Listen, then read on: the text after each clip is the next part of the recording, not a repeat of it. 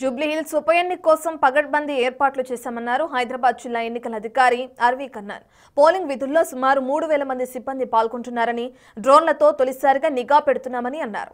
ఈసారి 4 బ్యాలెట్ యూనిట్లు అందుబాటులో ఉంటాయన్నారు. 2 ఓట్ల ఉన్న వారిపై స్పెషల్ ఫోకస్ పెట్టామంటున్న హైదరాబాద్ జిల్లా ఎన్నికల అధికారి కన్నన్తో మా ప్రతినిధి Venkat face to face. Jubilee Hills బైపోల్కి సంబంధించిన ప్రచారం ముగిసింది. ఇక ఎల్లుండి ఎన్నికలు జరగబోతున్నాయి. ఎన్నికలకు సంబంధించినటువంటి ఎట్లాంటి ఏర్పాట్లు చేశారని తెలుసుకునే ప్రయత్నం చేద్దాం. హైదరాబాద్ జిల్లా ఎన్నికల అధికారి కర్ణన్ సార్, మొత్తం జూబ్లీహిల్స్ నియోజకవర్గంలో 4 లక్షలకు పైగా ఓటర్లు ఉన్నారు అనేది మీరు చెప్పేటువంటి ప్రయత్నం చేశారు. మొదటిగా ఓటర్లకు సంబంధించినటువంటి చాలా డౌట్లు ఉన్నాయి.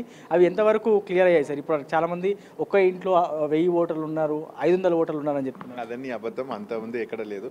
ఒక హౌస్ నెంబర్లో ఉండడం జరిగింది, అబోవ్ 50 ఓటర్స్. అది కూడా అపార్ట్మెంట్, అది కూడా వెరిఫై చేసాం. ఆ హౌస్ నెంబర్లో కూడా ప్రత్యేకంగా నిఘా పెట్టడం జరిగింది. వారు ఎక్కడ వెళ్ళారన్నా డబుల్ చెక్ చేసుకుని ఓటు వేయడానికి అవకాశం ఉంది. ఎక్కడెక్కడ కంప్లైంట్ వచ్చిందో ఆ హౌస్ నెంబర్లో ఆ ఓటర్స్ కూడా ఏజ్ లిస్ట్లో పెట్టడం జరిగింది. సో ప్రెసిడింగ్ ఆఫీసర్ తప్పకుండా చెక్ చేస్తారు, వారు రియల్గా ఓటర్ ఉన్నారా, ఐడి కార్డ్ కరెక్ట్గా ఉన్నారా చెక్ చేసుకుని వేయడం జరుగుతుంది. సరే, ఎన్నికలకు సంబంధించిన ప్రక్రియ ఉదయం ఎన్ని గంటలకు ఎల్లుండి ప్రారంభం కాబోతుంది? మాక్ పోలింగ్ ఎప్పుడు స్టార్ట్ అవబోతుంది? కరెక్ట్గా 11th రోజు మార్నింగ్ 5 AM నుంచి 5 గంటల నుంచి మాక్ పోల్ చేయడం జరుగుతుంది.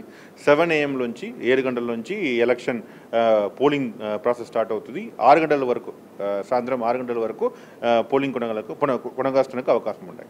సార్, మొత్తం జూబ్లీహిల్స్ అసెంబ్లీకి సంబంధించిన ఎన్నికలు చాలా ప్రతిష్టాత్మకం.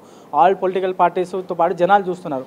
ఎట్లాంటి ఏర్పాట్లు చేశారు? ఏదైనా కొంచెం ఇబ్బంది అయినా చాలా ఇంపాక్ట్ ఉంటుంది సార్. ఎట్లాంటి ఏర్పాట్లు చేశారు? ఎంతమంది సిబ్బంది మొత్తం ఎలక్షన్లో పాల్గొనబోతున్నారు? సిబ్బందిలో దాదాపుగా చూసుకున్న ఎలక్షన్ అథారిటీ సైడ్ నుంచి 300 మంది ఉంటారు, 3000 మంది ఉంటారు. ఇక్కడ ఎలక్షన్ పోలీస్ సిబ్బంది అన్ని 2000, దాదాపుగా 5000 మెంబర్స్ ఎలక్షన్ కోసం ప్రత్యేకంగా వారు డే నైట్ పనిచేయడం జరుగుతుంది. చాలా ముఖ్యమైన అంశం ఈసారి CCTV camera inside and out side, both inside the polling station ఉంటాయి, అవుట్ సైడ్ పోలింగ్ స్టేషన్స్ కూడా లైవ్గా చూడడానికి అవకాశం ఉంటుంది. మీరు చూసిన ఇదే విధంగా ఫెసిలిటీ పెట్టడం జరిగింది. దీంతో పాటు డ్రోన్ కూడా, ఈసారి డ్రోన్ లైవ్ స్ట్రీమ్ కూడా చేస్తున్నాం. సో బయట కూడా ఏమవుతుంది, ఏదైనా ప్రాబ్లం వచ్చినా తొందరగా మన ర్యాపిడ్ టీమ్స్ కూడా పంపడానికి అవకాశం ఉంటాయి. సార్, అక్కడ మనం ఒకసారి మీరు పెట్టినటువంటి సీసీ కెమెరాలు గమనిస్తే చాలా నేరోగా ఉన్నాయి, చిన్నగా ఉన్నాయి. అంటే 100 మీటర్స్ వరకు రూల్స్ వర్తిస్తాయని చెప్తున్నారు. ఎట్లా పాసిబుల్? కరెక్ట్, 100 మీటర్స్ కోసమే డ్రోన్ పెట్టాం. డ్రోన్ విల్ డెఫినెట్లీ ఇవర్ 100 మీటర్స్లో ఎక్కడెక్కడ ఇష్యూ జరుగుతుందో the CCTV camera inside and outside. ఇన్సైడ్లో ఏం జరుగుతుంది, నియర్ బై విసినిటీ అవుట్ సైడ్లో ఎంతమంది ఉన్నారు చూడడానికి కోసం, ఇది పోలింగ్ ప్రాసెస్ కోసం 100 మీటర్ రేడియస్ కోసం ప్రత్యేకంగా డ్రోన్ ద్వారా కంటిన్యూస్ మానిటర్ చేస్తున్నాం. రేపులోంచి అది కూడా పూర్తిగా we are going to do a demo also. Sir, ఇప్పుడు మీకు చాలా ఫిర్యాదులు వచ్చాయి ఈ ప్రచారం సందర్భంలో. మోడల్ కోడ్ ఆఫ్ కండక్ట్ ఎన్ని ఉల్లంఘించారు, ఎంతమంది లీడర్స్ పైన కేసులు నమోదైనాయి అనేది, మొత్తం ఓవరాల్గా ఎంత సీజ్ చేశారు, ఎన్ని కేసులు నమోదైనాయి? సీజ్ చేసుకున్న దాదాపుగా 3,60,00,000 సీజ్ చేయడం జరిగింది. బట్ కేసు చూసుకున్న దాదాపు వచ్చిన కంప్లైంట్ అన్ని పెట్టుకొని 30 కేసెస్ బుక్ చేసాం. దాని దాదాపుగా 20 కేసెస్ పొలిటికల్ పార్టీస్ మీద, ఈ other 10 cases other than political parties వాళ్ళ మీద కూడా 10 కేసు బుక్ చేయడం జరిగింది. సార్, ఇప్పుడు ఎలక్షన్ సమయంలో బల్క్ మెసేజెస్ మీద ఆంక్షలు ఉంటాయి కదా సార్. బల్క్ మెసేజెస్ అంటే ఎన్ని మెసేజ్ల వరకు ఆంక్షలు ఉంటాయి? అండ్ సోషల్ మీడియా మీద ఎట్లాంటి నిఘా ఉంది? జనరల్గా గూగుల్ పే, ఫోన్పేలు ఇప్పుడు చాలా ఎక్కువ ఉపయోగిస్తున్నారు కదా sir. Bulk messages out completely ban. అది normal telecom, normal phone messages లేదన్నా వాట్సాప్ ద్వారా లేదన్నా వేరే స్నాప్చాట్ ద్వారా కూడా బల్క్ మెసేజ్ చేసినా అది కూడా బ్యాన్ చేయడం జరిగింది, ఏ సోషల్ మీడియా ద్వారా కూడా. దాంతోపాటు యూపీఐ ద్వారా ఎవరైనా పేమెంట్ చేసినా కూడా ఏ నంబర్ నుంచి ఎక్కువ వెళ్తుందో దాన్ని కూడా RBI పూర్తిగా మానిటర్ చేయడం జరుగుతుంది. RBI దృష్టిలో ఏదైనా డిజిటల్ ప్రూఫ్ ఉంటాయి, తప్పకుండా వారి కూడా యాక్షన్ చేయడం జరుగుతుంది. సరే, ఇన్ని ఏళ్ల నుంచి చూస్తున్నా ఎప్పుడు కూడా 50% ఓటింగ్ దాటలేదు. సో జూబ్లీహిల్స్లో పేదలు ఎక్కువ ఉంటారు, పెద్ద వాళ్ళకంటే. సో వాళ్ళకి ఎట్లాంటి అవేర్నెస్ కల్పించారు? ఓటు వేస్తే ఎట్లాంటి మంచి జరుగుతుంది, ఓటు వేసేదానికి ఎట్లాంటి కార్యక్రమాలు మీరు చేపట్టారు? మీ ద్వారా మళ్ళీ రిక్వెస్ట్ చేస్తున్నాను, ఈసారి ఎక్కువ సంఖ్యలో ఓటర్స్ రావాలి. తప్పకుండా ఈసారి ఓటర్ టౌన్ ఎక్కువ రావాలని కోరుకుంటున్నాను.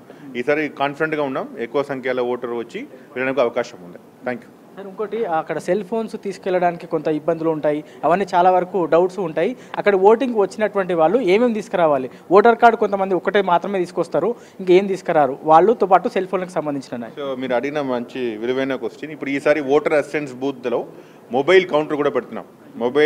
ప్రత్యేకంగా మొబైల్ కోసం మొబైల్ కౌంటర్ పెడుతున్నాం.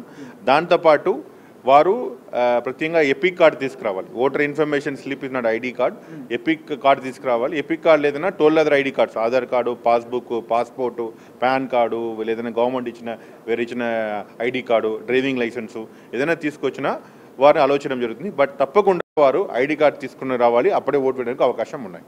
ఈవీఎంలకు సంబంధించినటువంటి అంశం, ఈవీఎంలు మనకి సరిపడా ఉన్నాయా? అడిషనల్గా ఏదైనా ఇబ్బంది వస్తే అడిషనల్గా ఎన్ని ఈవీఎంలు అందుబాటులో ఉన్నాయి? బ్యాలెట్ యూనిట్స్ ఎన్ని ఉపయోగిస్తున్నారు? బ్యాలెట్ యూనిట్స్ 4 యూజ్ చేస్తున్నాం. సో సఫిషియెంట్గా ఈవీఎంస్ ఉన్నాయి.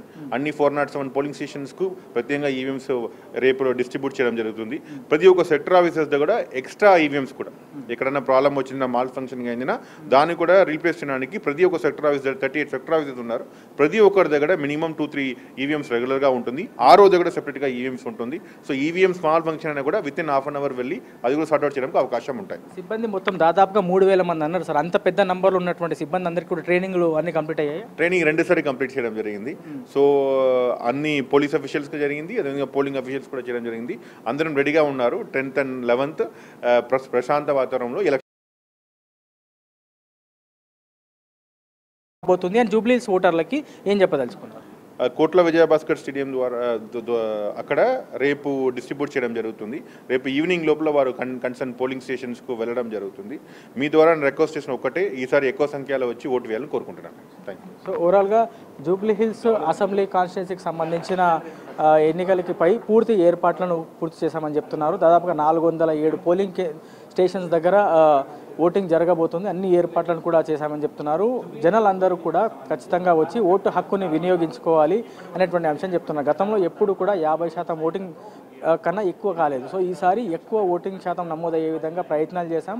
మీడియా ద్వారా కూడా ఇదే విజ్ఞప్తి చేస్తున్నాం. జనాలందరూ కూడా వచ్చి ఓటు హక్కుని వినియోగించుకోవాలి అనేది హైదరాబాద్ జిల్లా ఎన్నికల అధికారి చెప్తున్నారు. సో ఎల్లుండి ఉదయం 5 గంటలకు మాక్ పోలింగ్ స్టార్ట్ అవుతుంది. దాని తర్వాత యాక్చువల్ ఎన్నికలు స్టార్ట్ అవుతాయి అనేది 6 గంటల లోపు ఎవరైతే లోపలికి వస్తారో వాళ్ళందరికీ కూడా ఓటు వేసేటువంటి అవకాశం కల్పిస్తామనేది హైదరాబాద్ జిల్లా ఎన్నికల అధికారి చెప్తున్నారు. ఇది ఓవరాల్గా జూబ్లీహిల్స్ ఎన్నికలకు సంబంధించిన పూర్తి అప్డేట్. కెమెరామెన్ సంతోష్తో శ్రవణ్, బిగ్ టీవీ, జిహెచ్ఎంసీ ప్రధాన